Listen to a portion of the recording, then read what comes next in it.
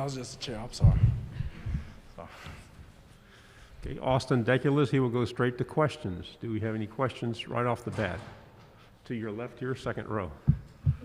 What kind of player is Kentucky getting in Dare Rosenthal? Dare Rosenthal is like my brother. And I can honestly say this with no hesitation. Dare's a dog, you know. Big athletic freak. Big, he about 6'7", 6'8", dunked the ball. He can hoop. Overall athlete. Plays to the end of the whistle. So they're getting a very dependable and very great player. So. To your right, second row. Hey, Austin Gillum, Fox 8, New Orleans. How you doing? I got a few questions. How fun has it been this spring and working through football school when there's an open competition at quarterback and you know that Max and Miles are giving it everything they got every single day because one practice or one workout could change that whole pendulum? Who's going to start against UCLA? How good is this process for them? It's amazing, really. Could you go closer to the mic? Talk to me. Oh, I apologize. This better? All right. It's amazing, really, because you have both of those guys, and they are like human highlight reels because they're fighting for everything. They're fighting for that spot, so they're going to give their best every day. And they're both, regardless of who it is, they're both going to do a great job for us. And I'm just willing, hey, at the end of the day, I'm going to block for both because I know both of them are going to get the job done. So. Hey, Austin, you were there on the national title team. Last year wasn't the year you wanted.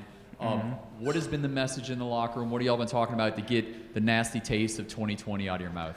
Just being able to play to the LSU standard performance, you know, coming together as a team, just being able to be consistent where we weren't consistent, you know, just being able to just bounce back and show not that we're just going to play we don't play with a chip on our shoulder at LSU. We never have and we never will. We're always going to play to that LSU standard performance. Front row to your right here. Austin, from your perspective, what's the quarterback battle been like so far? It's been great. Like I said earlier, you know, it's a competition. Competition brings out the best in everybody, and both of those guys are stepping up. Even everybody from Garrett Nussmeier too. You know, he's been coming in, and he's one of those Patrick Mahomes type guys. He likes throwing it, like them special little passes. But all of them are doing a great job, really. So. Okay, we'll start front row here to your left.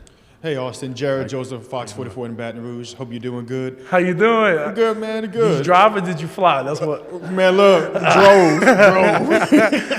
All right. So, talking to Coach earlier, he had said that he brought in DJ Mangus and Jake Peets to run Joe Brady's offense from 2019. Right. What have you seen so far, and how much is what you're experiencing with those two coaches a resemblance of what Joe Brady brought in 2019? You know, when you compare both offenses from that 2019 season to the one Peets is bringing, you have both of those offenses are just highlight reel offenses. You know, you got dangerous running backs, dangerous receivers, two dangerous quarterbacks, whoever's going to be. But the thing is about both of those offenses that are similar is giving playmakers plays to make plays in space. Say that about 3 times and I can't do it, I promise you. But the thing is, like I said before, it's just going to be a very energetic offense just like 2019 season. We'll stay here on the left, second row. Hey, Austin, Jacques Doucet, WAFB TV in How Baton you Rouge. doing? I'm good. Local sports guys always drive. We don't fly anywhere for the most part. So it's got to be real far. I got you. The running game, it seems like you guys were a little bit disappointed in what you got last year. What are you going to need to do to improve this year as far as getting Tyree and Davis Price and John Emery going this year? I mean, that also falls on us, the offensive line. You know, we didn't have the best season that we had in the past, you know, but having everybody come back from all aspects, from the offensive line to the running backs, is just going to build on the depth, build on the experience of the group, and you're going to see something different. So. To your right here on the second row. Hey, Austin, Matt Trent, WBRZ TV in Baton Rouge. Coach O said a couple weeks ago on the radio that he already saw a leader emerging between Max and Miles. Just want to get your thoughts on who you thought that maybe would be and how that quarterback battle will play out heading into the fall. I believe both of them are leaders in their own aspect, you know, because not all leaders are the same. 2019 season, you had 2 different type of leaders. You had the lead by example type. You had Lloyd Cushenberry, which is both. He was a a lead by example guy 2019 season. Then you have Damian Lewis, which is more of that, like, the voice of the offensive line room. So you see a difference in both of them, but they're both great leaders of the overall, like, team. So We'll go to the back row on your right.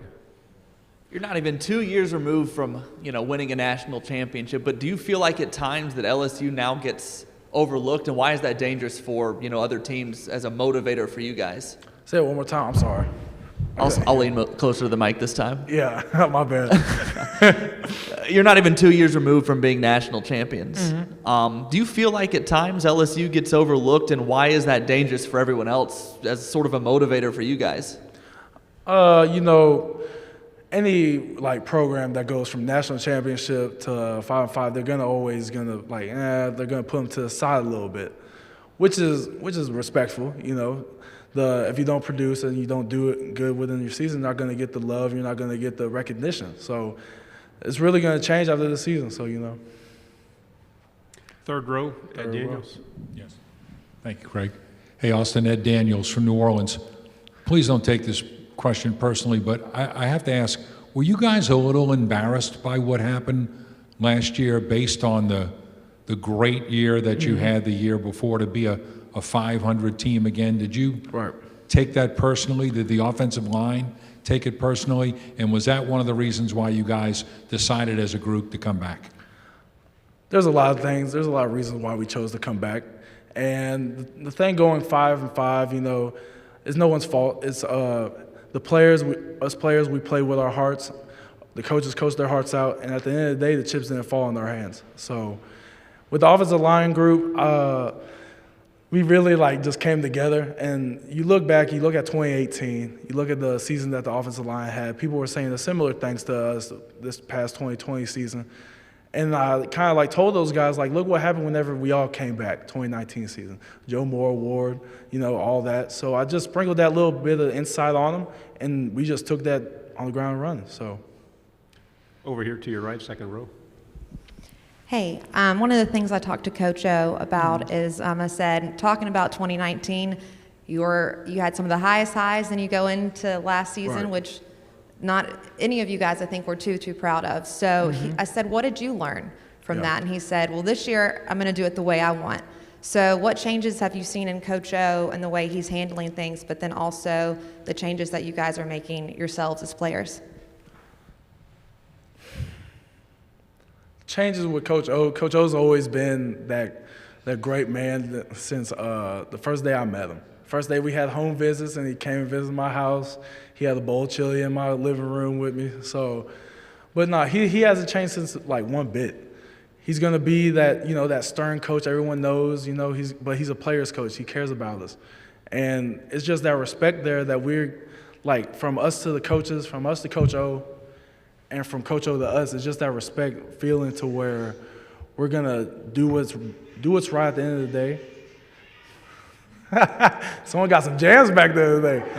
But no, yeah, we just have that relationship with each other that we're going to depend on each other and bounce back. So We'll stay here. Two more questions. Second row to your right.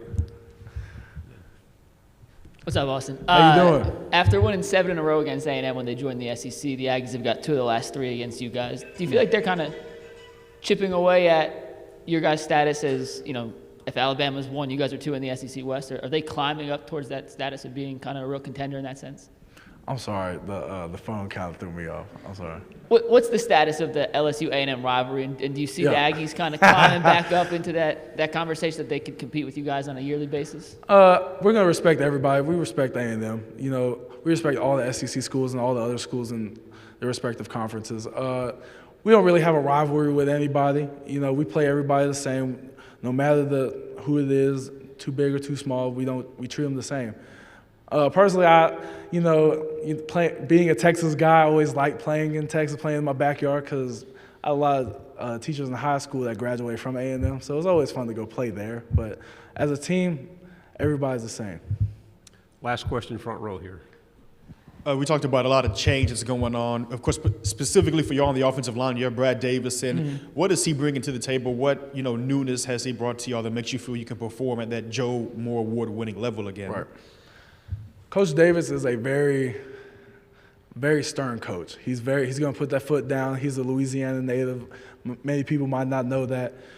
But he's going to be a great asset for us. You know, it's always tough seeing the coach leave, but at the end of the day, one door closes to another door opens. You know, just being able to see and, like, grow your game off a whole different mindset of a coach can really be beneficial for a room, and I think that's going to be so.